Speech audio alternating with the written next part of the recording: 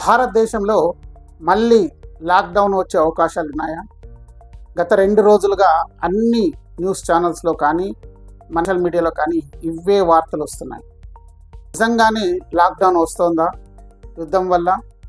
ఇది పచ్చి అవాస్తవం.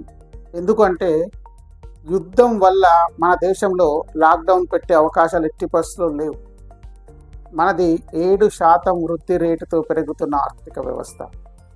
ఇప్పుడు ఏదో యుద్ధం వల్ల టెంపరీగా వచ్చిన ప్రాబ్లమ్స్ వల్ల లాక్డౌన్ పెట్టడం వల్ల వృద్ధి రేటు అనేది తగ్గిపోతుంది.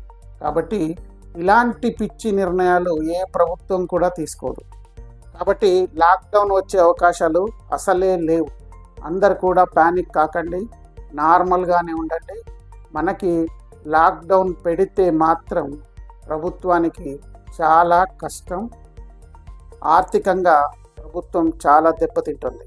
కాబట్టి ఇలాంటివి ఎట్టి పరిస్థితుల్లో లేదు. ఎల్పిజి, పెట్రోల్ కొరతలు అనేవి మాటలు అవాస్తవం. మనకి అవి సమృద్ధిగా ఉన్నాయి. కాబట్టి ప్రభుత్వం ఎట్టి పరిస్థితులలో కానీ లాక్డౌన్ పెట్టే యోచన లేదు. అలాగే మనకి ఎల్పిజి కానీ పెట్రోల్ కానీ కొరత వచ్చే అవకాశాలే లేవు. ఇవి ఎట్టి పరిస్థితుల్లో నమ్మద్దు. ఇలాంటి నిజాల కొరకు మీరు సమర ఇన్సైట్స్ ఛానల్ని సబ్స్క్రైబ్ చేసుకోండి. అలాగే బెల్ ఐకాన్ని క్లిక్ చేయండి. మీ బంధుమిత్రులకు షేర్ చేయండి.